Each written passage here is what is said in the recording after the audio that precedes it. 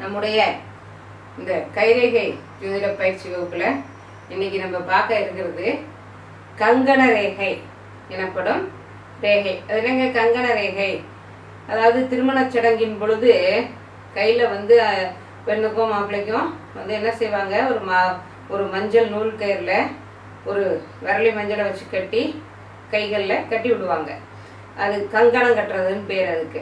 அந்த கங்கண கயிறு கட்டும் இடத்தில் உள்ள ரேகை ஆதலால் அதற்கு கங்கண ரேகை என்று பெயர் வைக்கப்பட்டது.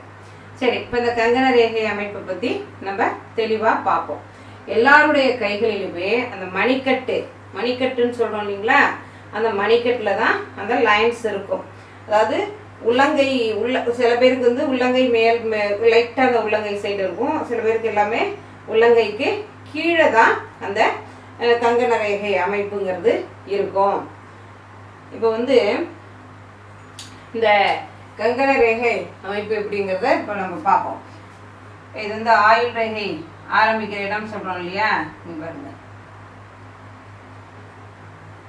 இப்படி லைன்ஸ் இருக்கும்.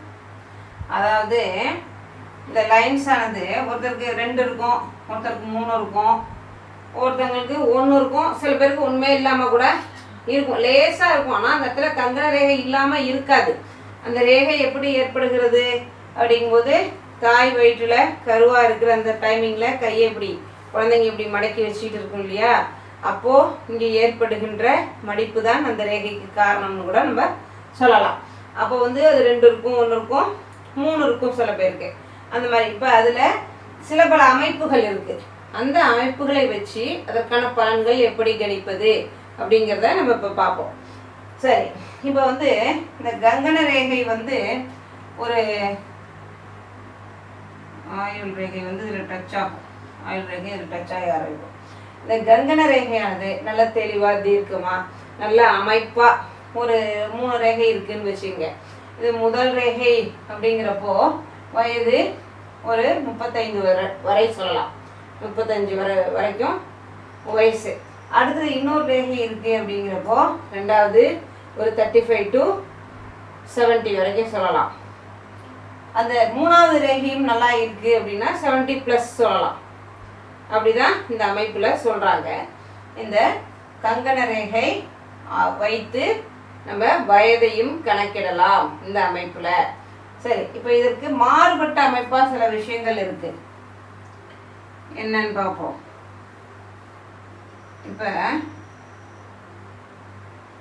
இந்த கங்கண ரேகை நல்லா அப்படி உள்ளங்கை மேலே இப்படி வருதுன்னு வச்சுங்க, இப்படி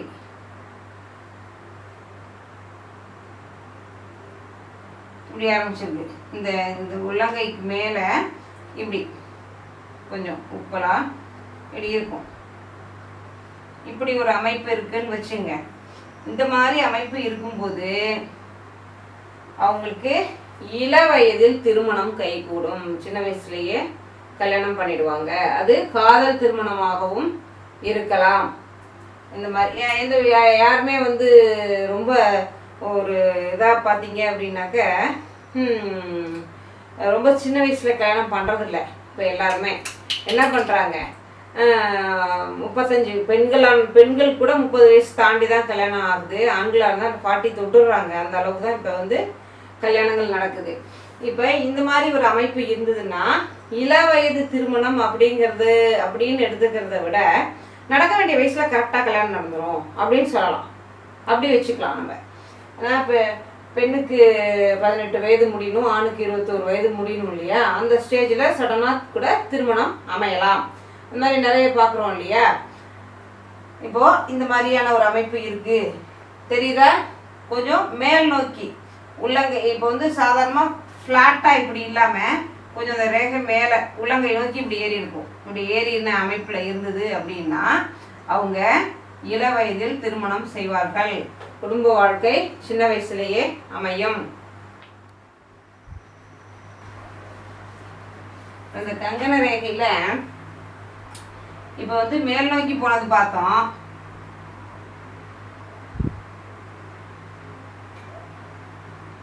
இப்படி இருக்குன்னு வச்சுங்க.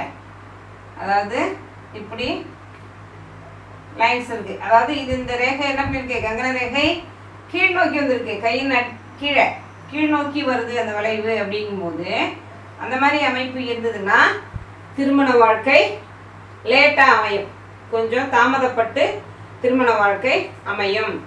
சரி, இப்போ இந்த கங்கண ரேகை அப்படிங்கிறது பார்த்தீங்க அப்படின்னா அந்த கைகளில் ஏற்படுற மடிப்புன்னு சொல்கிறோம் அதை. பட் இது வந்து இதில் இன்னொரு விஷயம் என்ன அப்படின்னா, இந்த ரேகை வந்து தோன்றும், ஒரு ஏதோ சிங்கிள் லைன் இருந்தால் கூட திருப்பி அந்த ரேகை வந்து கைகளில் ஏற்படும். 31 வயசில் ஒரு வாட்டி திடீர்னு ஒரு ரேகை கங்கண ரேகை எக்ஸ்ட்ராவாக தெரியும். அப்புறம் திருப்பி ஒரு 10 இயர்ஸ் கழிச்சு திருப்பி ஒரு ரேகை தெரியும். அந்த மாதிரி இந்த ரேகை உற்பத்தி ஆகக்கூடிய ஒரு ரேகைன்னு சொல்கிறோம் அதை. சரி, இப்போ இந்த இதில் வந்து மேல் நோக்கி போயிருந்தா இளவயதில் திருமணம் அப்படின்னு சொல்கிறோம். இப்படி கீழ் நோக்கி இப்படி வளைஞ்சிருந்தது அப்படின்னா திருமணம் தடைபடும்ங்கிறத சொல்கிறோம். இப்போ வந்து நல்லா ஒத்து பாருங்க, இந்த கங்கண ரேகை அமைப்பு வந்து நல்ல தெளிவான ஒரு ரேகை அமைப்பாக இருந்தது ஒரு கையில் அப்படின்னா நல்ல குடும்ப வாழ்க்கை அமையும்.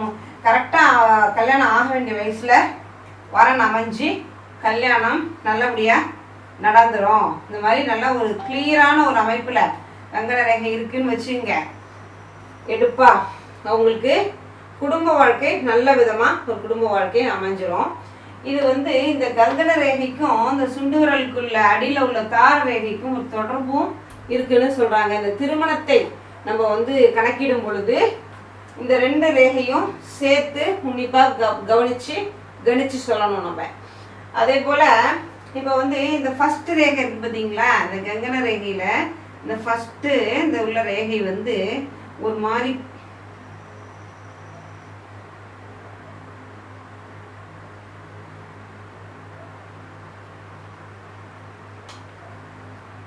இப்படி சங்கிலி பின்னல் போல அப்படி ஒரு கொச்சமிச்சான ஒரு லைன், ஒரு திக்க லைன், ஒரு லைன் தெரியுதுன்னு வச்சுங்களேன். ஒரு கோடுங்கிறது இப்படி கோடு இருக்கும், கொஞ்சம் இப்படி கொஞ்சம் அழுத்தமாக சங்கிலி போல் பின்னப்பட்ட ஒரு வரி தெரிஞ்சுது அப்படின்னா, முதல் லைன் அப்படி இருந்தது அப்படின்னா அவர்களுடைய வாழ்க்கையின் முற்பகுதியில் இளம் வயதில் ஒரு தவறான வாழ்க்கை முறையில் இருப்பார்கள். அதாவது என்ன சொல்றது, ஒழுக்கமற்று இருப்பார்கள். இது என்ன பண்ணணும்னா இப்படியே கண்டினியூ ஆகுமா அப்படின்னா இல்லைங்க. இந்த ஸ்டேஜ் ஒரு 18 வயசு, 18லேருந்து ஒரு 20-25 வயசு வரைக்கும் அவங்க ஒரு தவறான பழக்க வழக்கங்களில் ஈடுபட்டிருப்பாங்க, தவறான உறவுகளில் இருப்பாங்க. அதுக்கப்புறம் தானே திருந்தி நல்ல வழிக்கு வந்துடுவாங்க. ஏன்னா மற்ற 2 லைன்ஸும் நல்லா இருப்பாருங்க, மற்ற 2 லைன்ஸும் நல்லா இருக்கிற பட்சத்தில் அவங்க அந்த ப்ராப்ளம்ஸ்லேருந்து வெளியே வந்து ஒரு நார்மலான லைஃப் லீட் பண்ண ஆரம்பிச்சிடுவாங்க, சாதாரணமான ஒரு வாழ்க்கை முறைக்கு வந்துடுவாங்க. எப்படின்னாக்க இது வந்து அடுத்ததாக இன்னொரு விதம் என்ன அப்படின்னா, எல்லாமே இந்த 3 லைனுமே அப்படி கிறுக்குன்னு இருக்குன்னு வச்சுக்கோங்க. இந்த 3 லைனுமே இல்லை 2 லைன் இருந்தால் 2 லைனுமே அப்படி இருக்குது அப்படின்னாக்க அவர்களுடைய வாழ்க்கை முறை எப்படி இருக்கும், டோட்டலாக ஒழுக்கமற்ற வாழ்க்கை, தவறான உறவுகள். இது பொதுவாக வந்து ரொம்ப ரொம்ப ரேரான அமைப்பு. பட் வந்து இது வந்து நிறைய வந்து நம்ம கணிச்சு பார்க்கும்போது நிறைய பெண்களுடைய கைகளில் இந்த மாதிரி ரேகை அமைப்பு பார்க்குற மாதிரி சூழ்நிலை இருக்குது. நிறைய பெண்களுடைய கைகளில் நான் இந்த மாதிரி ரேகை அமைப்பு நான் பார்த்துருக்கேன். இப்போ அந்த மாதிரி அப்போ வந்து அவங்களுடைய வாழ்க்கை முறையை ஆராய்ந்து பார்க்கும்போது நிச்சயமாக அந்த நான் சொல்லக்கூடிய பலன்கள் அவங்க வாழ்க்கையில் நடைமுறையில் இருக்கிறத நான் பார்த்துருக்கேன். அதுக்குன்னு நம்ம வந்து இதை பார்த்துட்டு அவங்கள வந்து மனசு நோக்கிற மாதிரி அவங்கள்ட்ட இதில் ஒரு விஷயம் நான் சொல்கிறேன். நமக்கு வந்து யாருடைய வாழ்க்கையை பற்றியும் நம்ம தவறாக விமர்சனம் பண்ணக்கூடிய உரிமை யாருக்குமே கிடையாது. ஏன் அப்படிங்கும்போது வந்து நம்ம இப்போ ஒரு வாழ்க்கை சூழலில் இருக்கோம் அப்படின்னா அது வந்து நம்ம என்ன சொல்லுவோம், உங்களுடைய எல்லா பிரச்சனைக்கும் நீ தான் காரணம், உன்னால தான் இப்படி வாழ்க்கை ஆயிடுச்சு, இல்லை பிறரை காரணம் சொல்லுவோம். பாதிக்கப்பட்டவங்க என்ன சொல்லுவாங்கன்னா உன்னால தான் இது மாதிரி காரணங்கள் சொல்லிக்கிறத விட்டுறணும், யாரையும் சாட்டி குறை கூறுதலை விட்டுறணும். ஏன்னு வச்சுங்க, என்னைக்கு ஒரு மனிதன் ஒரு தகப்பனிடமிருந்து தாயின் வயிற்றுக்குள் கருவாக சென்று ஜனிக்கிறானோ அன்று அந்த நொடி பொழுதில் பிரம்மன் எழுதும் எழுத்து நம் தலையெழுத்து. புரியுதா? இந்த வாழ்க்கையில என்னென்னலாம் நடக்கும், இந்த நிமிஷம் நான் அப்படி நிக்கிறது கூட ஆல்ரெடி ரிட்டன் இல்லையா, நான் இறைவன் எழுதிய தலைவிதி தலையெழுத்து. இன்னைக்கு நம்ம இந்த இடத்துல நிற்கிறோம். அதே போல தான் ஒவ்வொருவருடைய வாழ்க்கையும் எழுதப்பட்ட எழுத்துக்கள் தான், ஸ்க்ரீன் பிளே தான் ஓடிட்டு இருக்கும். அதை புரிஞ்சுக்கணும் எல்லாருமே. அதனால அடுத்தவங்களுடைய வாழ்க்கையை விமர்சனம் செய்தல் கூடாது. அவங்கவுங்க வாழ்க்கையை கரெக்டாக வாழ்றதுக்கு பழகிக்கணும், எளிமையாக வாழ பழகிக்கணும். இல்லை அடுத்தவங்களை குறை சொல்லிட்டு பார்த்தீங்கன்னா, அடுத்தவங்களை குறை சொல்கிறவங்களுடைய வாழ்க்கையில் நிறைய பிரச்சனைகள் இருக்கும். அவங்களும் வந்து இந்த ஒரு தவறான ஒரு வாழ்க்கை முறையில் இருப்பாங்க, இருந்துக்கிட்டே அடுத்தவங்களை விமர்சனம் பண்ணுவாங்க. அது செய்தல் கூடாது அப்படிங்கிறது தான். அதனால இந்த மாதிரியான ஒரு ரேகை அமைப்பு நம்ம யார் கையிலையாவது பார்க்க நேரிடுகிறது என்றால் நம்ம அவங்கள பற்றி தப்பாக ஒரு கருத்தை அவர்கள் மூஞ்சில் அடித்தது போல் சொல்லக்கூடாது. பொதுவாகவே எல்லா விஷயத்துலையுமே என்ன சொல்கிறேன்னா, பாசிட்டிவான விஷயங்கள் பேசுங்க, நெகட்டிவாக எதையுமே சொல்லாதீங்க. அதுபோல தான் இந்த ரேகை சாஸ்திரம் பார்க்குறதும் நம்ம பார்த்துட்டு இருக்கும்போது ஒரு அவங்களுக்கு கெடுபலன்கள் சொல்லக்கூடிய வாய்ப்பு ஏற்பட்டால் அதை வந்து பாலிசாக சொல்லணும். அவங்க மனசு புண்படும்படி நோகும்படி சொல்லக்கூடாது. அதே போல தான் இந்த ரேகை அமைப்பையும் பார்த்து நீங்கள் நீ தப்பாக போகிறவ, நீ தப்பாக போனவன் அப்படின்னு சொல்லிடக்கூடாது. சரியா? இந்த பொதுவாகவே ஃபஸ்ட்டு வந்து நான் திரும்பவும் சொல்கிறேன், ப்ராக்டிக்கலாக உங்களுடைய கைகளை நீங்கள் வந்து உத்து பாருங்க. சரியா? உத்து பார்க்கும்போது தான் நமக்கு அந்த ரேகை அமைப்புகள் நமக்கு ஃபஸ்ட்டு நமக்கு நம்மளே டெஸ்ட் பண்ணிக்கணும். இதெல்லாம் நம்ம லைஃப்பில் நடந்திருக்கா, இப்படி இருந்ததா, இப்படி இருக்கா அப்படிங்கிறதெல்லாம் நம்ம லைஃப்பில் நம்மளே பரிசோதனை பண்ணிக்கணும். சரி, அதுபோல் இப்போ இந்த கங்கண ரேகை இப்போ 3 அமைப்பு சொல்லிட்டோமா, இந்த மாதிரியா இருந்தது அப்படின்னா இப்படி ஒன்று மேல் நோக்கி வளைஞ்சிருந்ததுன்னா இள வயதில் திருமணம் நடந்துடும். கீழ் நோக்கி வளைஞ்சிருந்துச்சுன்னா வளைஞ்சிருந்ததுன்னா தாமதமாகும், திருமணம் தடைபடும்.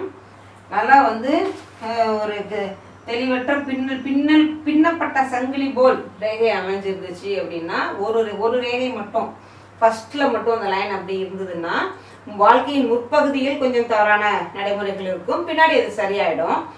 3 ரேகைகளுமே அந்த மாதிரி பின்னப்பட்ட ரேகைகளாக இருந்தால் வாழ்க்கை முழுவதுமே தவறான வாழ்க்கை முறை அது. சரி, இப்போ அடுத்ததா ஒரு நேயர் ரொம்ப திருப்பி கேட்டுக்கிட்டே இருக்காங்க, செமியன் ரேகை பற்றி சொல்லுங்க அப்படின்னா என்ன அப்படிங்கிறத கேட்குறாங்க. இப்போ நம்ம அந்த செமியன் ரேகை அமைப்பு பற்றி இப்போ பார்க்கலாம். செமியன் ரேகை என்றால் என்ன? செமியன் ரேகை என்பது ஒருவருடைய கையில் ஒரு வித்தியாசமான மாறுபட்ட ஒரு சிறிதளவு மாறுபட்ட ரேகை அமைப்புங்க.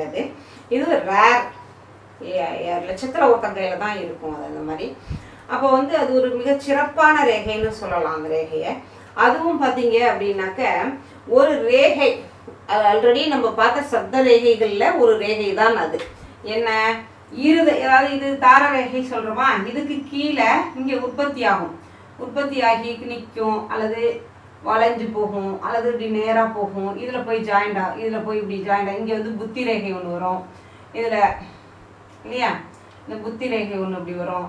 இதில் போய் ஜாயிண்ட் ஆகலாம், இல்லை அப்படியே நிற்கலாம், கிளை பிரியலாம். இதில் நிறைய அமைப்புகள் இருக்குது. இப்போது டோட்டலாக உங்களுக்கு இது இப்படி ஏறியும் போகலாம் இல்லையா. இது என்ன, இந்த ரேகை என்ன, இருதய ரேகைன்னு சொல்கிறோம். இப்போ இந்த இருதய ரேகை என்ன செய்யுது அப்படின்னா, அழகாக இப்படி இங்கேருந்து ஆரம்பித்து இப்படி போய் செவ்வாய் மேட்டில் போய் இப்படி உள்ள ரேகை அமைப்பு தான். கைகளையே இந்த ரேகை விரல் பகுதியையும் உள்ளங்கை பகுதியையும் 2ஆக பிரிச்சுடுங்க. இந்த மாதிரி அமைப்பு உள்ள ரேகை தான் செமியன் ரேகை எனப்படுகிறது. இந்த ரேகைக்கு என்ன சிறப்பு அப்படின்னு பார்த்தீங்க அப்படின்னா, இதுவும் ஒருவருடைய குணாதிசயங்களை குறிக்கக்கூடியது தான். என்ன குணாதிசயம் அப்படின்னா, அவங்களுடைய காதல், அந்த காதல் வயப்படுதலை குறிக்கும். இது அவங்க இந்த மாதிரி ரேகை அமைப்பு உள்ளவர்கள் ஒரு திட சிந்தனை உள்ளவங்களாக இருப்பாங்க. ரொம்ப ஒரு மூர்க்கத்தனம் அதிகம் இருக்கும். தன்னுடைய கருத்துக்களில் பிடிவாதமாக இருப்பவர்களாக இருப்பார்கள். எதை சொன்னாலும் எதையுமே மற்றவங்க சொல்றதை ஏற்றுக்க மாட்டாங்க. அவங்களுடைய கருத்துக்களில் அவங்க பிடிவாதம் இருப்பாங்க. தீர்க்கமான சிந்தனை உடையவராக இருப்பார். அதே சமயம் அதீத காதல் உணர்வு மிக்கவராக இருப்பார். காதல் வயப்படுதல், அதாவது அதீத காதல்னு நீங்கள் தப்பாக நினச்சிக்காதீங்க.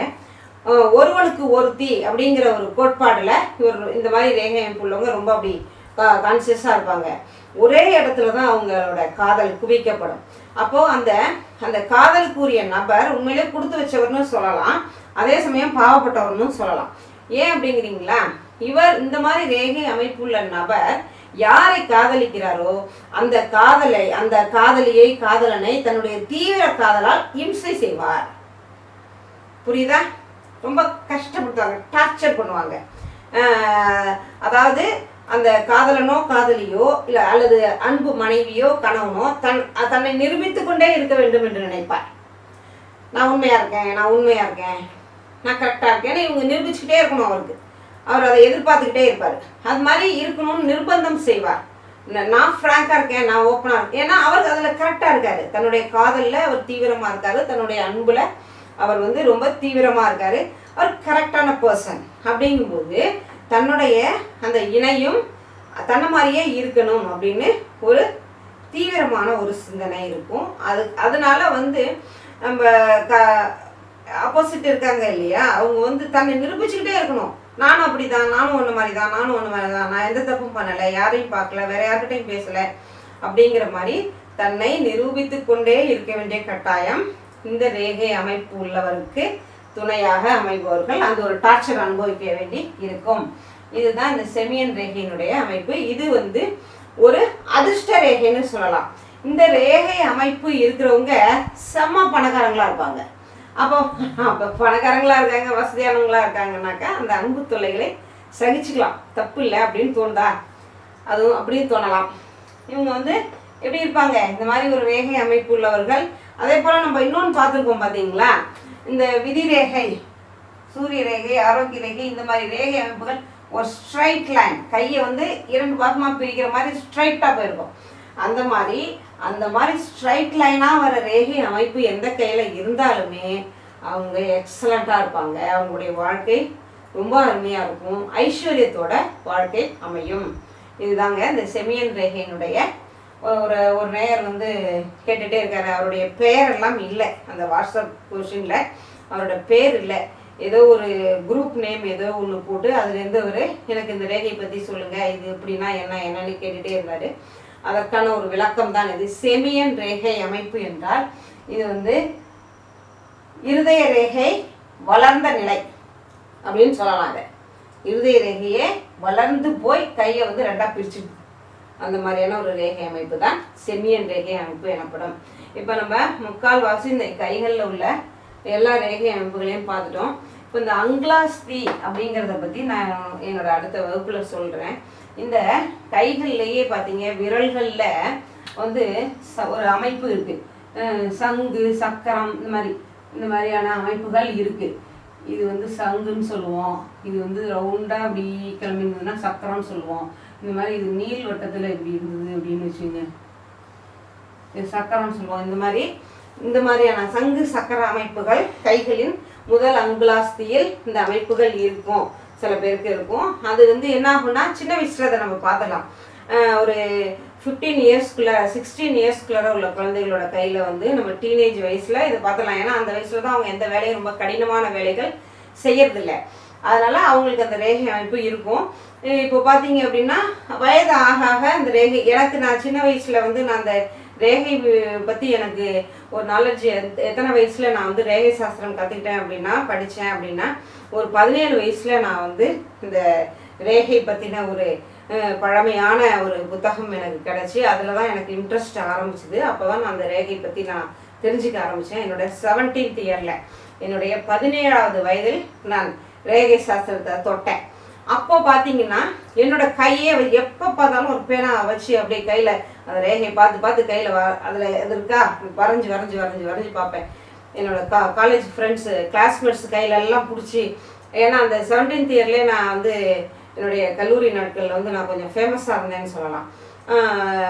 யாரை பார்த்தாலும் என்னோடய ஃப்ரெண்ட்ஸ் வந்து அவங்க கையை நீட்டுவாங்க, எனக்கு பார்த்து சொல்லுன்னு சொல்லிட்டு. அப்போ வந்து அது ஒரு இதாக கூட இருந்ததுன்னு சொல்லலாம், ஒரு பெருமையாக கூட இருந்ததுன்னு சொல்லலாம்.